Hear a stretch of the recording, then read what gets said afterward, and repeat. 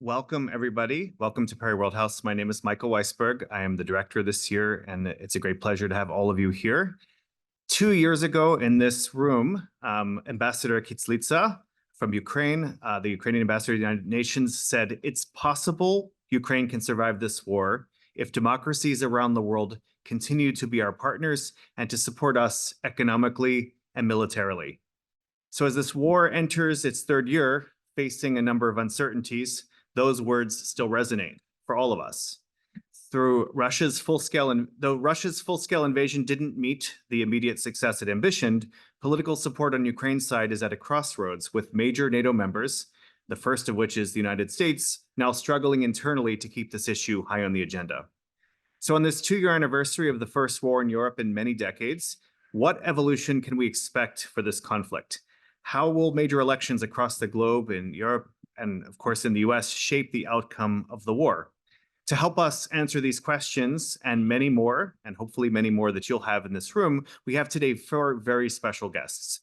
The first is Dr. Hanna Shelest, who's the Director of Security Programs at the Foreign Policy Council's Ukrainian PRISM, and Editor-in-Chief of the journal UA Ukraine Analytica.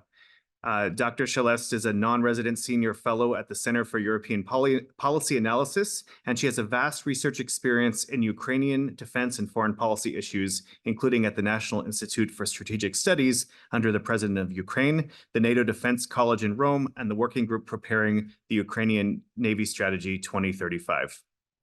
Our second speaker will be Maxim Skripchenko, and he's the president of the Transatlantic Dialogue Center. In this position and previous ones, he has led efforts in promoting Ukraine-US cooperation and Ukraine's NATO integration. He's a prominent and recognized political analyst and foreign policy expert, specializing on Eastern Europe, Ukraine, and Russia. Since 2005, Maxim has been co-founder of Ukrainian Solutions, providing strategic insights to businesses. He's also a prolific writer, contributing and providing commentary to The Hill, The Wall Street Journal, and Politico. Our third speaker is Sofia Opatska. She's Vice Rector for Strategic Development in the Ukrainian Catholic University. She's founding dean and chairwoman of the supervisory board of UCU Business School, and Sofia has around 25 years of experience in business education and managing educational institutions as well as in the corporate sector. Her areas of expertise are organizational strategy, leadership, entrepreneurship. And since the beginning of the invasion, Sofia has been putting extra effort to communicate internationally about the resilience of Ukrainian businesses. And finally, the conversation will be moderated by local Maya Otarshvili. She's the director of the Eurasia program at the Foreign Policy Research Institute. She's co-editor of FPRI's 2017 volume, Does Democracy Matter? The United States and Global Democracy Support. She's a PhD candidate in War Studies Department at King's College London, holds an MA in Globalization, Development, and Transition from the University of Westminster in London. And let me also say that Maya was one of the first speakers in this very building because she and FPRI were early partners at Perry World House. So we're really delighted to welcome her back into the building and to maintain our partnership with FPRI. So please, everybody, please join me in welcoming our really distinguished speakers to the stage.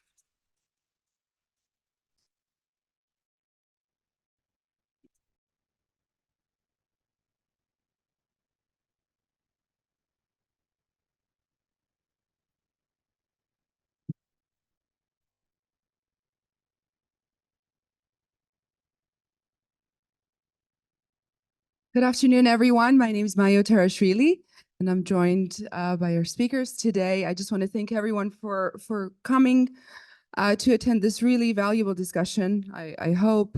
I want to thank Perry World House for giving us the platform to have this conversation. And I want to thank Hanna, Maxim, and Sofia for coming in all the way from Ukraine to engage with various American audiences and to carry this very important message about why what's happening in Ukraine is important to the rest of the world now more than ever. So the way we have our discussion structured is that we'll take the first 30 minutes to have our guests make their remarks. And then after the 30 minutes, I'll turn it over for an audience Q&A. So I want to encourage everyone to participate as much as possible. We'll have plenty of time for the Q&A. please ask your questions. What we really want to do is make sure that there are not very many unanswered questions at the end of this. And we have a very rare opportunity to speak directly to the people who are impacted by this war on an everyday basis. So with that, some of the larger guiding questions are: year 3 of this war in Ukraine with no end in sight. What do the American policymakers, what do the American public need to know about the war, about its prospects? And I've asked Hannah, then Maxime, then Sophia to speak from their perspective, from their areas of expertise about the conflict, about the US role in helping Ukraine win, and what's at stake for the world. So Hannah, let's start with you. Thank you, Maya, and thank you very much, the Perry World House, for hosting us today and giving this platform for communicating with you directly. And definitely 5 minutes will not be enough for talking about everything, but we would like to leave more time for your questions. How do you see the situation and what you are interested in?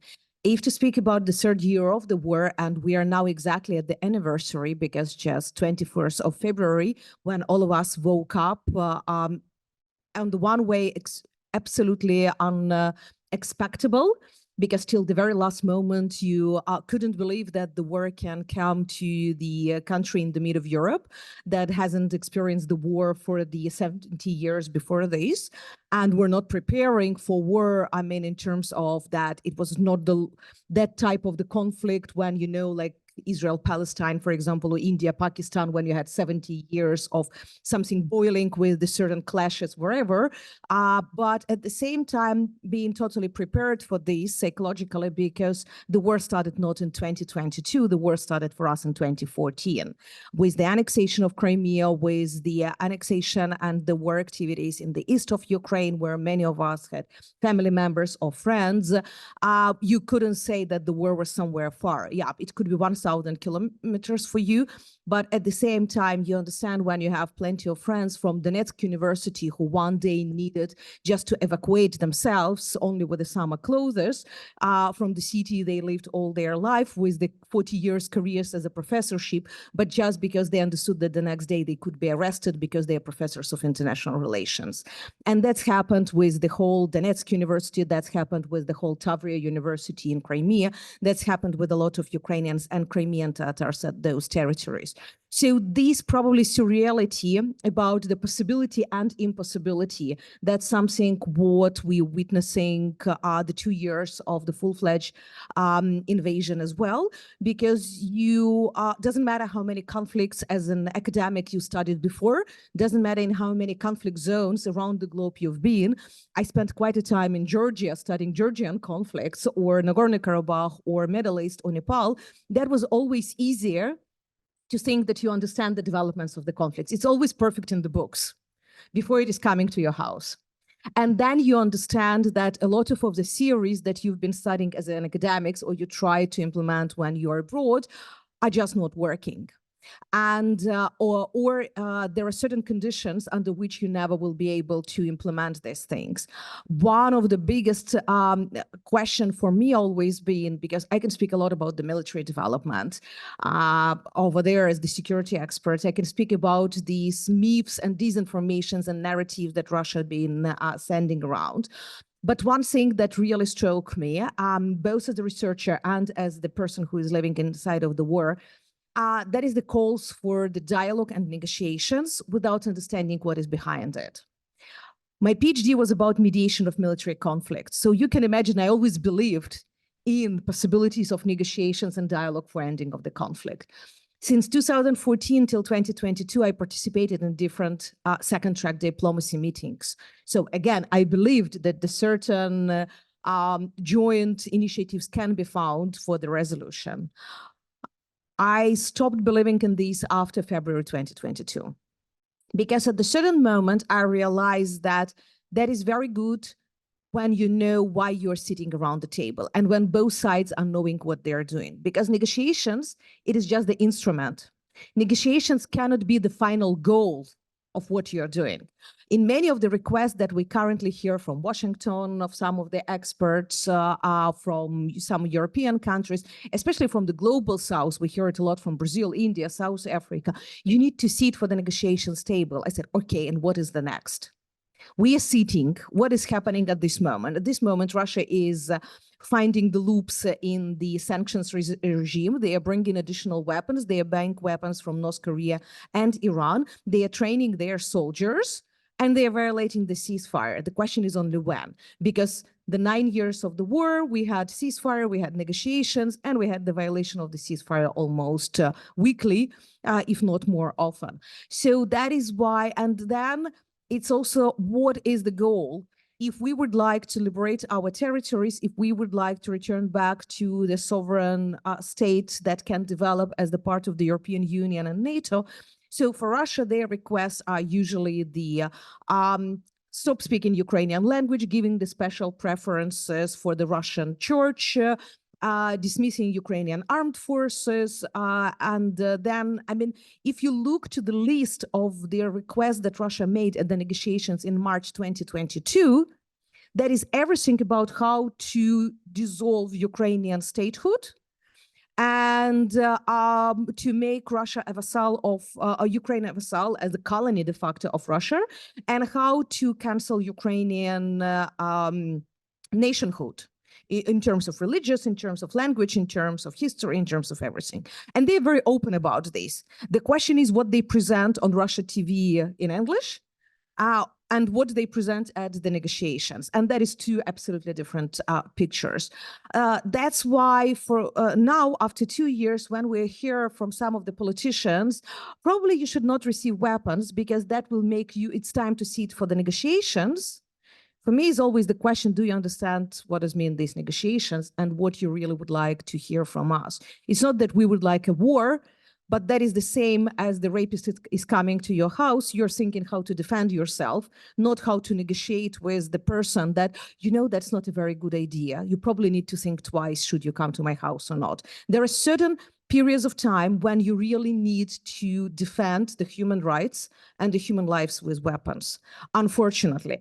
And that's the words we've been just remembering them this morning of the Ukrainian Peace Nobel laureate, Alexandra Mateichuk. She's the human rights defender, the person who spent 30 years of her life just speaking only about the human rights, how to defend. Now at each of this public speech, she is saying, I'm calling for giving Ukraine weapons, because there are times of the war crimes and of the atrocities when you need to defend the human rights with weapons.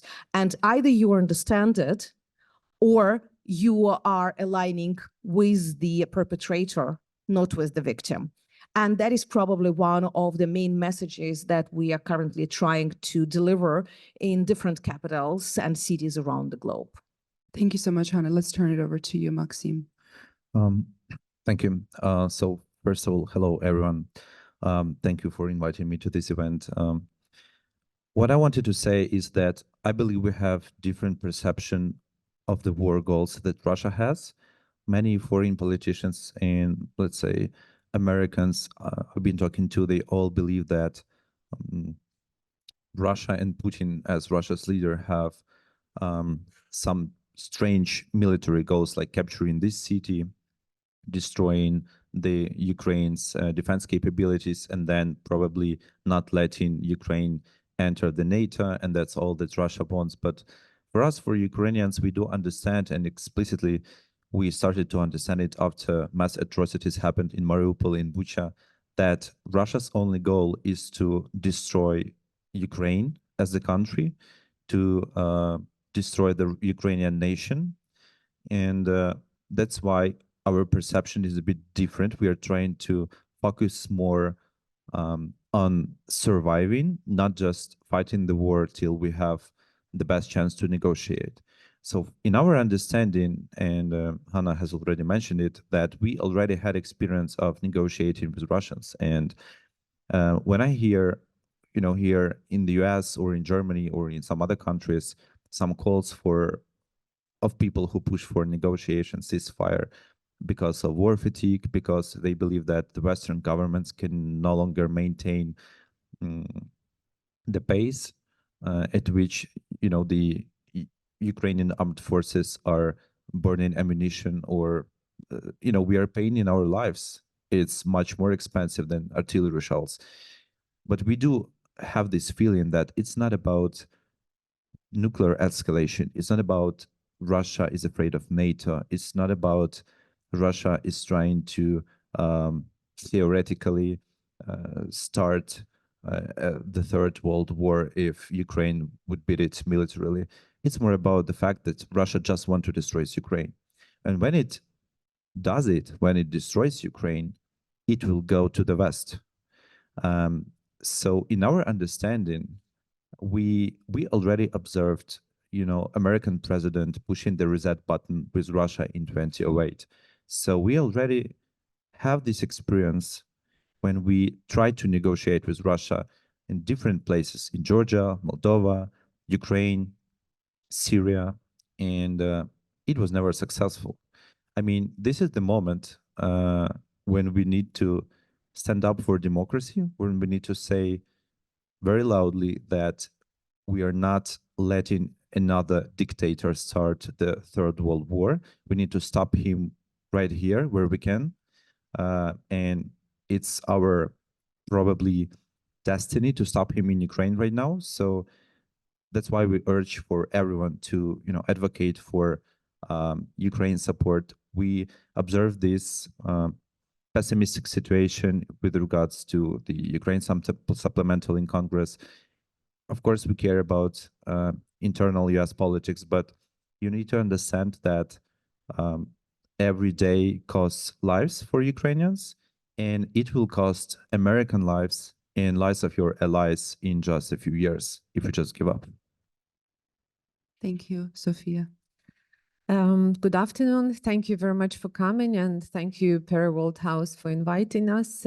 It's extremely important for all Ukrainians to speak up, and that's a great chance for all of us. So I would like to talk about three things. First, this is not the war for the resources, because Russia has a lot of resources.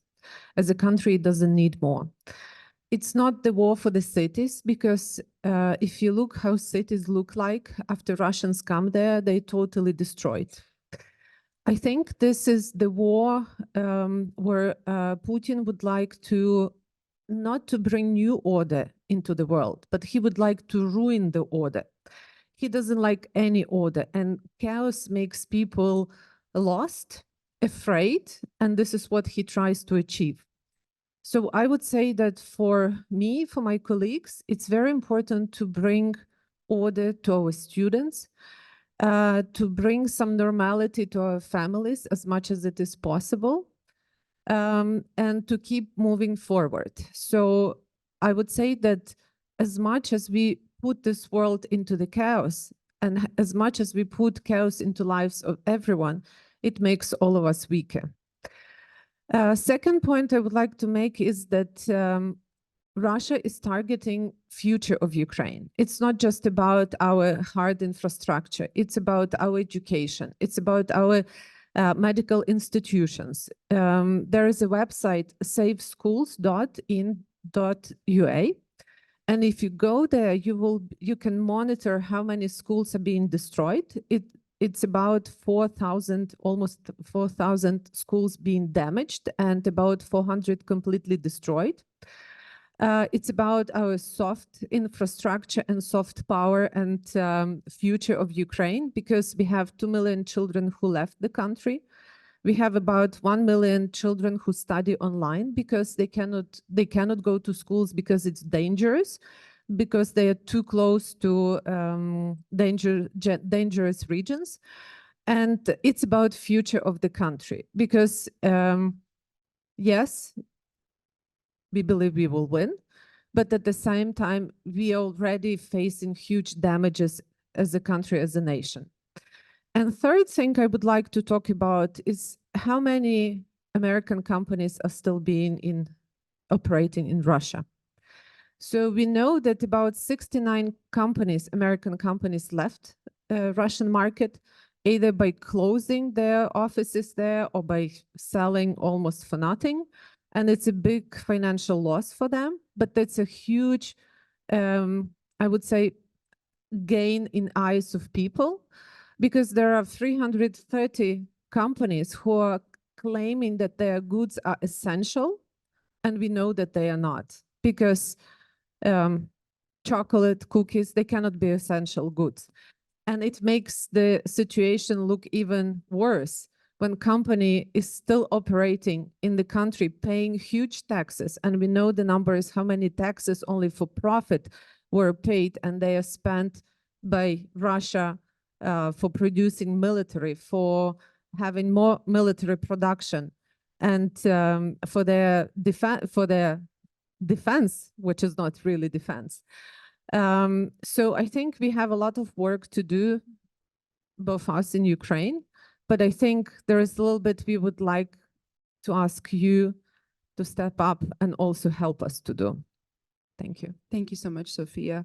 I'm sure most of you saw the CNN interview with President Zelenskyy, and he was asked a very direct question: what would constitute a victory for Ukraine? Because I think, Hannah, rightfully, you talked about the pressure to negotiate, the pressure to make some concessions, although we don't quite know what that would be. But from the perspective of regular, everyday Ukrainians, what would constitute a victory, but also what specifically does Ukraine need to accomplish that victory? I think that the simplest answer would be that we need, for us, victory, there are two things. Number one is the liberation of our people under the occupation. So we are speaking not about liberating territories. It's not mountain or river. It is the liberating of those people that are living under occupation, who cannot speak Ukrainian, whose books are burned, who are arrested just for wearing anything blue and yellow because this is the colors of the flag. The second thing is restoration of justice. If in March 2022, people were ready for the return to the situation of pre-February 2022 with the separate negotiations about Crimea or something like this, after May 2022, people really request justice. Justice for the war crimes of Bucha, Irpin, Izum, Mariupol, and plenty of other places. So when we speak about the restoration of justice, we are speaking not about just reparation and these big cases after the wars you can imagine. We're speaking about, first of all, the crime against the civilian population, war crimes, killing of civilians in the cities, killing of the prisoners of war, the destruction of the civilian infrastructure, because people being there, most of the Russian attacks within the last year, they are against the residential buildings. They are not against the military objects. They are directly against the residential buildings. So you can imagine in each attack how many people are dying. And that is also definitely all those who are buried now in the unknown graves. Only in Mariupol, we have approximately 100,000 of people died like this, from starvation, from killing, from explosions. I mean, all of them are there. So that is the restoration of the justice. First of all, how people are seeing it, because the amount of the war crimes are currently almost at the same level as during the Second World War. And the question is that Ukrainians are ready for the 70 years of the criminal cases as it's been happening with the Second World War, but for each Russian soldier to know that the war crime will be perpetrated.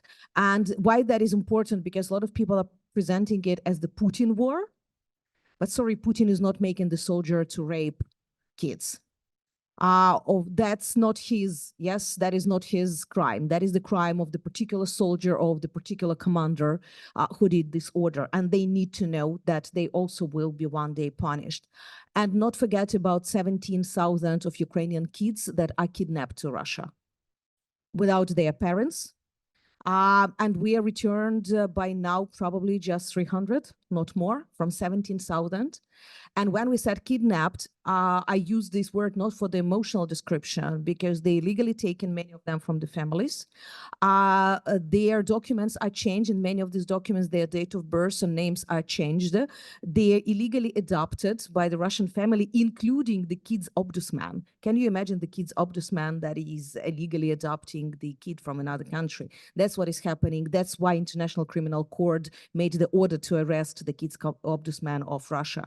But that what does mean justice, without which we probably would not feel the final peace for this war. Yeah, I agree with everything said. I mean, the first priority is obviously liberate, get our people back, to liberate them, because as Ukrainians, we know how tough the occupation is actually. I think it's also one of the points that I've made, that people in the West actually don't really understand what occupation looks like. So it's like we are saying not about how France was occupied during the Second World War. It was awful, but people in France I talk to, they don't think that like occupation means death. So it's like, I can survive. I can get used to it. In Ukraine, that means that you can be arrested at any time. You can be killed. Your kids will be kidnapped and sent to Russia for restudying and becoming Russian citizens in 5 years. So that's point number one. The second point is, of course, the accountability. And we are saying about hundreds of thousands of war crimes that need to be prosecuted. And we want to make sure that all those people actually, have that kind of responsibility. They are sent to prisons. And the third point I would also add is, it's one of the key points, I think, that we need to make sure that this war never happens again. To this end, we need to have such security guarantees, or such a strong military, or some kind of, Ukraine being a member of NATO. That would be a good argument for Russia not to attack again. Because for us, that would happen. We gave our nuclear weapons in 1994. We gave up it, and we thought we had some kind of security guarantees, which actually we had not. So for us right now, it is very important when we end this war in some way, to be sure that our kids are not going to be in trenches in 20 years when another leader in Russia comes to power and comes back to, conquering some of the regions he may think they are contested. A clear resolution, a clear agreement would be necessary. And as the president said, no frozen conflicts, because that simply does not work. Sophia, please. I would like to give you more maybe humane type of answer, just as a person, not as a professional, but as a person. For me, victory will be when, that Ukrainian armed forces, they have about 1 million people. And in those armed forces, there are people from very different professions. There are many business people there. There are many people who were producing wonderful products and services. There are people who were teaching before, and now they have to be in the trenches. So for me, victory will be when those, adding to what Anna and Maxim said, when those people can come back and when they can decide how they want to live on, how they want to be as personalities, how they want to realize themselves in profession, because I think they are giving really, really huge sacrifice, not talking about ready to sacrifice their lives, but even thinking about, even thinking how much they already gave. It's a huge commitment from their side. And I think for me, it will be one best exports manager in Ukraine who is in the trenches now will be again best exports manager and will be selling goods globally, but not sitting in the trenches. And another, I want to give you an example. I have a friend, she was very actively engaged in supplying humanitarian aid from their family fund in the occupied territories. And she was actually asking people on the occupied territories, what does victory mean to them? And she told me the story of one woman. This woman said, for me, victory means when I can calmly can cook my soup. And she started to tell the recipe of that soup. So that's very simple thing, but to cook calmly soup when nothing is flying over your head, that's a huge privilege, actually. And people should take this, do not take it for granted. So these are very simple wishes of Ukrainians, and we hope they will come to reality. Thank you for sharing that, Sophia. So we're going to start opening up for audience questions. The microphone is just over there, so anyone with questions can line up and I'll get to as many of them as possible. Meanwhile, let me ask one more question. So all three of you have spent quite a bit of time in Europe as well. You speak to our European counterparts. At this moment, how would you compare the climate in Europe, the European support for Ukraine, to what you see in America and the messages you're receiving from Washington? Hani, let's start with you, maybe. We can share different experience because recently all of us been in different countries, and that is probably one of the main conclusion that the situation is very diverse compared to the beginning of the war. And you have those countries where you're absolutely sure in the positions, doesn't matter what political party you talk with. And with most of the people, that's when you go to United Kingdom or to Sweden, for example, or to Lithuania. At the same time, you definitely have those countries that have very diverse positions, somebody even with the quite a significant pro-Russian moods. And here you don't need to be in the Asian countries or somewhere. You can be just in the mid of Europe with some of the politicians that for many years had close connections with Moscow, and they continue to provide their narratives, even if they say that aggression is bad. But then when you start talking with them, they're just promoting the Russian narratives. At the same time, I would not compare European with the American because you're also very diverse. And that is probably the most characteristic, that in the European countries, it usually depends from country to country. The moods are more coherent. When you are in the US, the positions are very different. It's easier to speak with the US military or ex-military. I would say that the US top ex-generals are the best Ukrainian friends predominantly, because these people clearly understand what is happening on the ground. They are not expecting a blockbuster from Ukrainian victories. They understand that each centimeter, it is the blood and how difficult that is. And they see the future, they see the experience, and they try to promote what Ukraine really needs. That's why among them, there are a lot. Ex-diplomats can be more difficult. And there are still many of them very influential because some of them had wonderful negotiations with Russia in the beginning of the 1990s, and they still think that Russia of Putin in 2022 is the same as Russia of Yeltsin in 1991.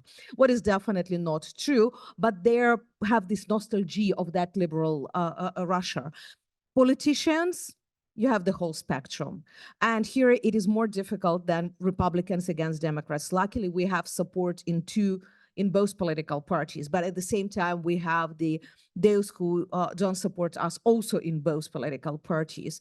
And that just demonstrates that you need to find the messengers for all these people, for all these politicians, to all these messages, and just to make your own message so clear that there would not be doubts why Ukraine should be supported in this war. Maxime, what about you? I will speak for myself. I have this feeling that when I'm talking to Americans, they perceive this war as Russian-Ukrainian war. When I talk to Europeans, let's say Germans, French, British, they perceive it as a European war, probably because they are geographically closer to the front line. But I think also they have this understanding that I'm not saying that the US has left Ukraine alone right now, but I have this feeling that they believe that they need to step in, that they need to increase their support because actually Germany and France, those are, big powers that are able to enable to build more production facilities, to build more artillery shells, not countries like Baltic states that actually want to do it. So I have this feeling that Europe has finally recognized the situation it is in right now. The question is if it is too late. I don't think so. But I guess it also needs to take the right steps in order to help Ukraine as soon as possible, because we have Europe and the US as Ukraine allies. We have Iran, North Korea, China as Russia's allies. And while the whole Europe is, having discussions on what would be the end game, what country should do what, this country is doing enough, this one is not. At the same time, China, Iran, North Korea are sending millions of artillery shells to Russia. So I think that also need to be taken into consideration. Yeah, I totally agree with Maxim that Europe went through a great transition. I think there was kind of shock and denial in the beginning, and there was a lot of surprises, and we were all fascinated by German companies, and then it suddenly turned out that business model for German companies are cheap gas, and they have to do something with that. And sure, it took quite a long time to for many organizations to go through that process. For me, the greatest example is transition in Denmark, because I left Ukraine with my kids to Denmark in the beginning of war. And when we came, I mean, Denmark, it's 6 million people, small country, very trust-oriented, very procedures-oriented, and 3 generations of people who do not imagine how war looks like, because even in Second World War, they did not fight, indeed. So so they could not even imagine how this could happen. And right now, this is the country which gave away everything they had to support Ukrainian army. And that's a great example for me, because again, Denmark knows that if they give away right now, it might help. If they stick with what they have in the military, they are not sure if it will help, if Russia gets closer and closer to them. So I think it's a wonderful decision. We can also, we talked just about Europe, but we also see a lot of support, for example, from Japan. Japan is on other side of Russia, but obviously Japan also has some understanding with what are long-term possible consequences. So it's not just about Europe. I think it's global matter, and I think it's important that people understand that that's a global matter. We wouldn't like to be so important in this global matter, but this is how it happened already, unfortunately. Thank you so much. So we have quite a bit of time for questions. The microphone is just in the back of the room, so anyone with questions can line up. Let's go ahead, please. Hello? Okay, perfect.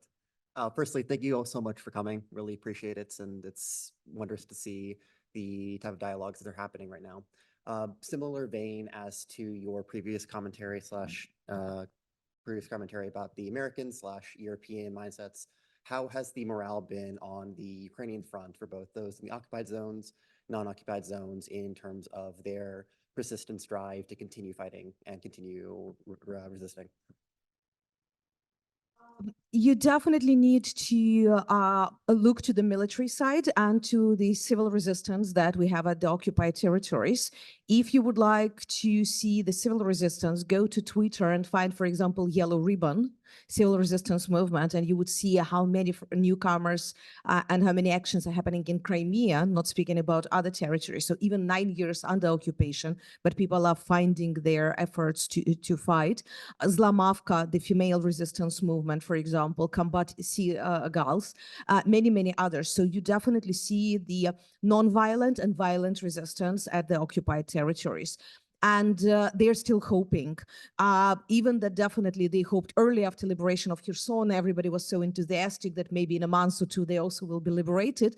Now it is becoming more difficult because the security measures of Russia are more difficult. So it is becoming more difficult to resist, as you can be arrested each moment.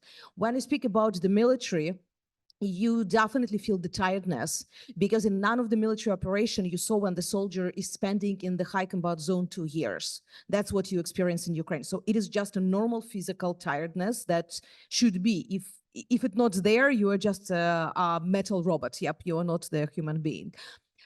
It's still very high determination to fight, because soldiers understand for what they are fighting. It's not the war when you needed to fly thousands of kilometers to another country. Yep, you're defending your own land. Many of the soldiers are from the eastern Ukraine, so they're literally now liberating their own towns and villages, and that is important for them. Is it the absolutely coherent? No, we are not so naive. And definitely it is the tiredness, psychological among the soldiers as well. It is sometimes dissatisfaction as they are not receiving enough of the ammunition. And that brings the certain depression, because they understand what they can do, how the situation is changing when they operate with the proper equipment. And it is very difficult when you lose your brothers daily. And yes, we acknowledge that we have a lot of the sacrifice there on the front line. Maxim or Sophia? Yeah, I'd go with a small remark here. Thank you for the question. I'd say that Zelensky once said it, that this war is not a TV show. And unfortunately, many media outlets don't really understand it. And when there is, successful operation to liberate Kherson or Kharkiv region, people are like, hooray, we are winning. That's fine. We are like, it's totally great. Let's provide Ukraine with more weapons. But if in a week Ukraine is not liberating one more village, they are saying, okay, it's a stalemate. So I think we are all a bit emotional here. And probably that's because of, globalization and the ability to check news every second. And I think we feel this deficit of information. We just want to be updated all the time. And that's probably the reason. But I guess this war needs some, more time in terms of strategic planning, in terms of getting the resources. So, I mean, let's prepare for the long run. Sophia, did you want to? Yeah, well, obviously each one of us has our own so-called bubble or, circle of friends, community. Yes, people are tired because you cannot be physically, that's impossible not to be tired. People learn how to live with that. There is a percentage of people who are very unhappy with that, and they would, they're just free riders. There is such a percentage of people, we have to admit. But I also see among my friends that more and more people are considering to be recruited if they were not recruited yet, because they know that it's probably the time. And probably right now, the time is as important as it was in spring of 2022. So people are getting ready in different ways. Businesses are getting ready in different ways. You have to realize that in each company, from 10 to 20% of people are at the war right now in different way. They are part of the, so can you imagine your organization doesn't have 20% of people at the moment? So obviously it's a lot of pressure on those other 80%. So, and there will be more people leaving. And there are, in each family, there is someone who is there. So it creates a lot of emotional anxiety and a lot of tiredness. But I think people are always a lot of people have such a formula that, yes, it's difficult, but there are so many more people for whom it's more difficult. So that's probably the kind of motivation, if I may say. Thank you so much. Thank you. Let's go to the next question, please. Thank you for your remarks. what I'm missing from this conversation so far is really where we go from here. Is this something that, quite frankly, you think we could be meeting here 2 years from now and nothing has really changed? And so I suppose it's also thinking, how do Ukrainians think about the end? Is it that at some point Putin just sort of says, oh, I'll go on to something different? So it's really getting a sense of, could you give us a sense of where we're going from here? Or is it just stalemate? Yeah, I think that's a Thank you. great question. We hear this a lot nowadays. Are we at a stalemate? We are definitely. Same order again. Yeah, we are not at the stalemate because you look only to the land war, and this war is definitely asymmetric. So if you really would like to see the whole war, you need to see what is happening in the Black Sea, how Russia is losing their fleet, or how we use the marine drones. You should look how we are targeting now the energy refinery inside of Russia, because energy is the biggest income for the Russian budget. So that's why it is, and also energy resources are very important for the Russian armed forces. You cannot run the tank without the petrol. Yep. So that's all is the same elements, like elements of the puzzle. The situation is not in the stalemate. It's just problematic at the land, but not in other domains. Where we are in 2 years, I really hope that we are not at the same place. And here the situation is that for Ukrainians, we understand that it is our existential war, unfortunately. So if we don't fight now, we can just disappear. We received independence in 1991, luckily without any military actions compared to Georgia or to Moldova, to other countries of the Soviet Union. And now we are paying the price of being a little bit relaxed during the 30 years. So it's now or never. We already had it several wars of independence in the past, because Russia for the first time occupied Ukraine in the 17th century. So we understand that either we are doing it now or we don't know when the next chance would come. Are we waiting for Putin to die or just to say no? Because Putin is the person with the KGB past. You need to understand that he's not military. And that's really make his mindset, and his mindset that he clearly understands the power. For him, negotiations is weakness. So he will be pushing till the moment when he understands that he cannot fight back. So de facto, we need to create conditions for him of not being able to continue fighting on the proper way as he would like. We also understand that without the certain social unrest inside of Russia, it would be impossible, because Russian population currently support the war. And that's demonstrated by all the research. They really support this war. And it is very important to understand that even if tomorrow Putin dies, war is not over.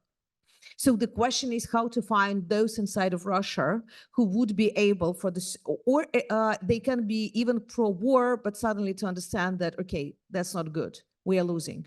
We hope that it would be Russian mothers of soldiers after 100,000 deaths. It didn't happen. That was the extreme indicator for us.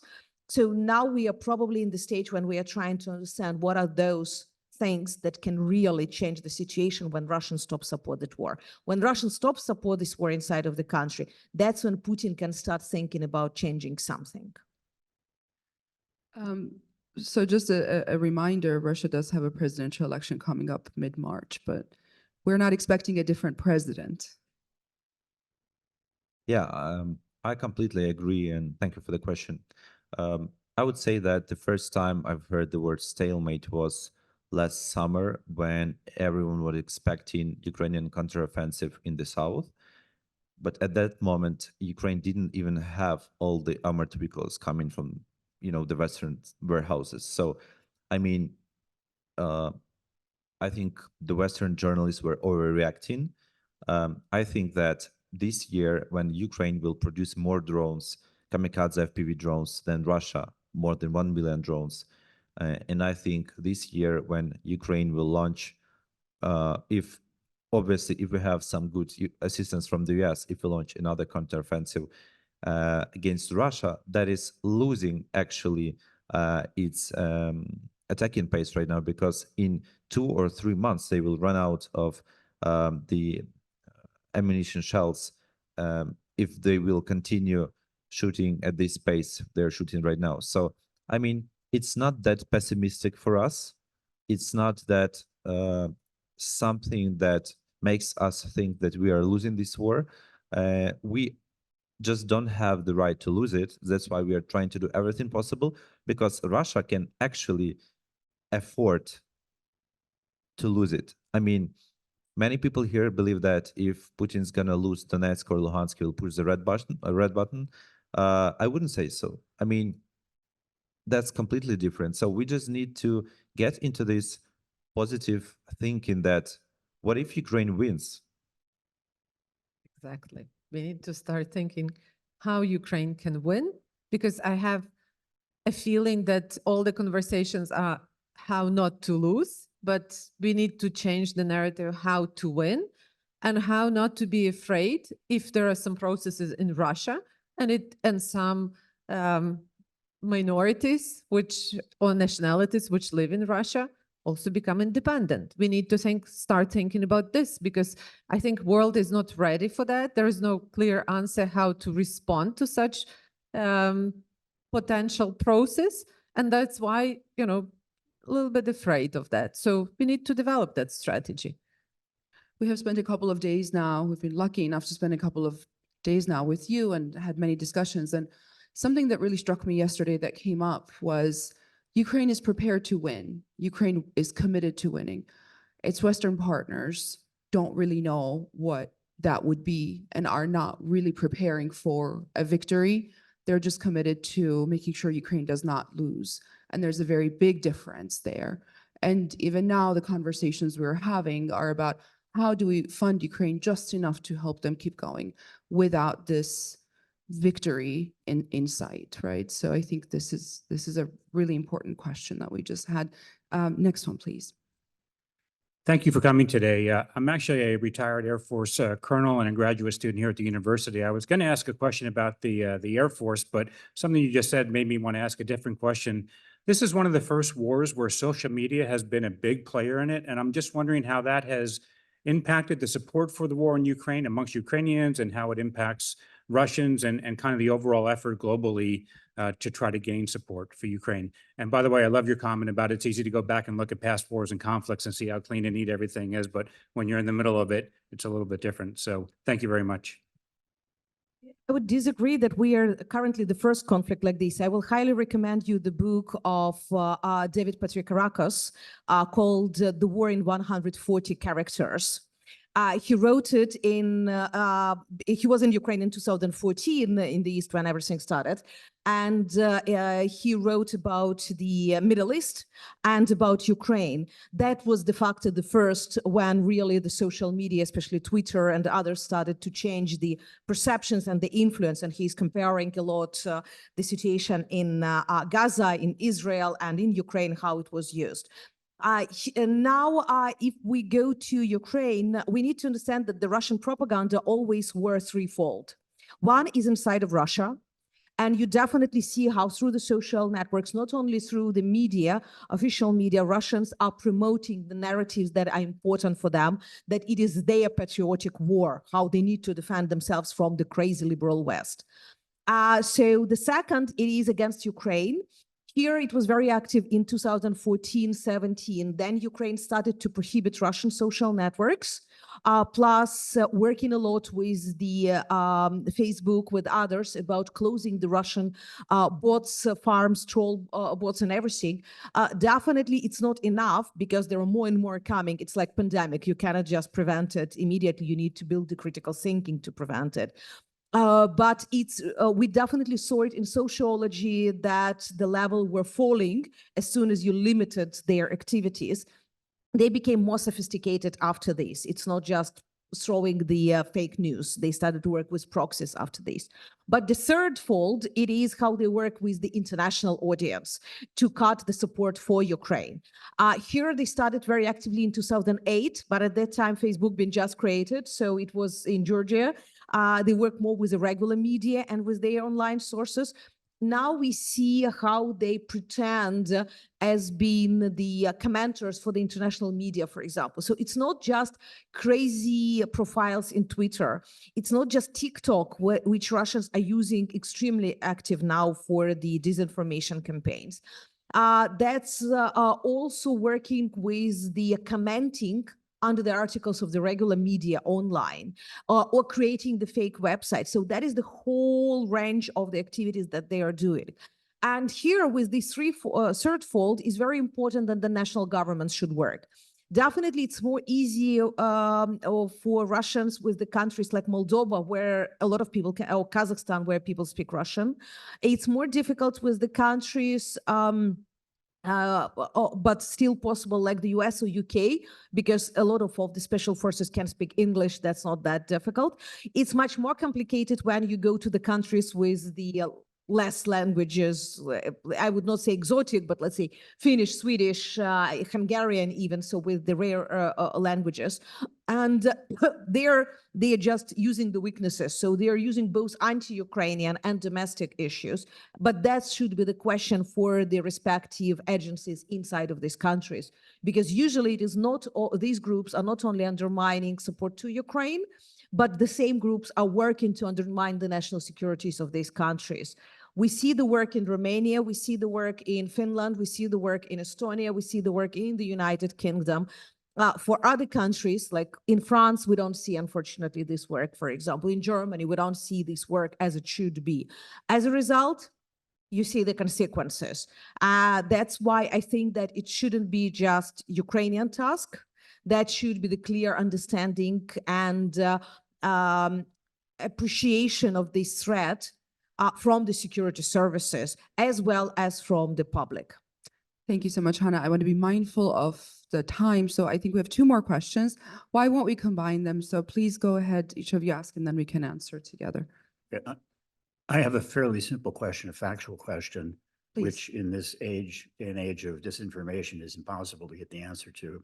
But what is the status of conscription in Ukraine now? Okay, and let's take the next question as well.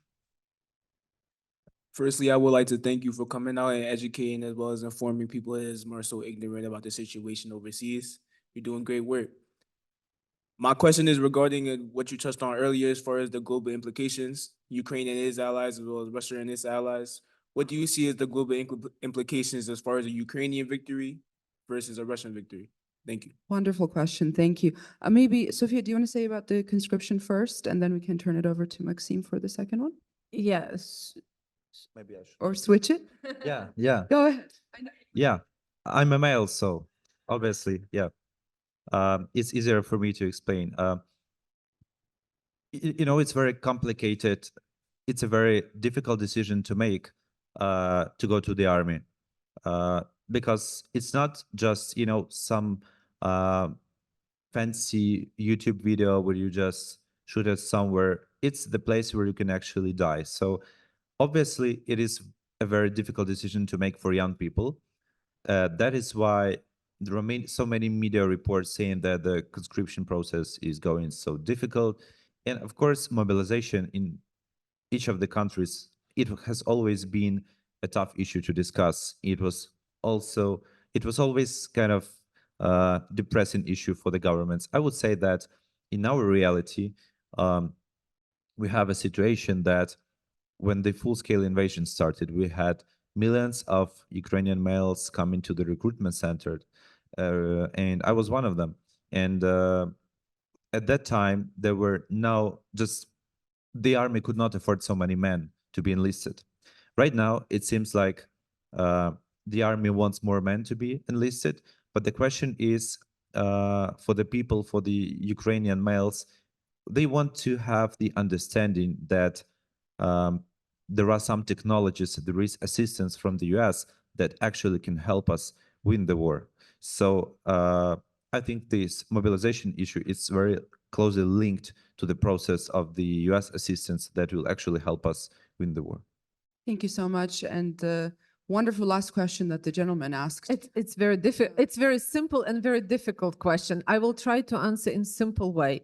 If Russia wins, nobody will believe in rule of law in this world and in any order, because Russia is violating so many different conventions, different agreements. So no agreement between countries will make any sense in this world, and there will be no trust between not just people but countries. If we win, we need to have a strategy of what's coming next with Russia. And I think that's a difficult question, but we need to start answering that question. Thank you so much. Sofia Opatska, Maxim Skripchenko, Hanna Shelest, thank you so much for joining us today. Thank you to the audience, and thank you so much, Perry Worldhouse, for giving us this platform and for hosting these excellent experts from Ukraine.